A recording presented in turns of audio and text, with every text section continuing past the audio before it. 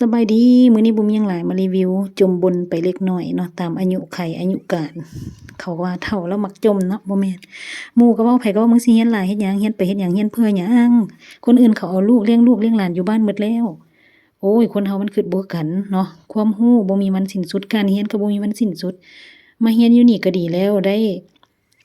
มาเรียนเนาะก็คือได้เรียนรู้ประสบการณ์ใหม่ๆได้เห็นบ้านเมืองเพิ่นเจริญรุ่งเรืองหั้นแหละเนาะ ขนาดอยู่ลาวเนาะข้อยยังบ่ได้เหยียบแม้แต่รถไฟความไวสูงฮอดบ่ได้ขี่ได้แต่แหนมเนาะขี่แต่รถจักรหั้นแหละแป๊ดๆๆๆเนาะไปเวียกไปงานแต่ละมื้อยามฝนก็ว่าหลบฝนตกขุมอาบเปียกหมดขี้ตมถึกฝนถึกหยังบัดยามแลงก็ว่าขี้ฝุ่นเข้าหน้าเข้าตาโอ้ย ข้อยมาอยู่นี่ข้อยก็ดีแล้วสุขดีแล้วมีความสุขคนเฮามันบ่คือกันอย่าเว้าให้กันเนาะเจ้าก็เว้าได้แล้วเจ้ามีเงินมีคำมีเวียกมีการมีงานดีๆอยากกินก็กินอยากไปไสก็ไปอยากลิ้นอยากเที่ยวก็ไปเนาะคนเฮามันบ่คือกันถึงข้อยจะเรียนบ่เก่งแต่ข้อยก็มักข้อยมีความพยายามข้อยมักข้อยอยากทำข้อยอยากเรียนข้อยจะบ่หยุด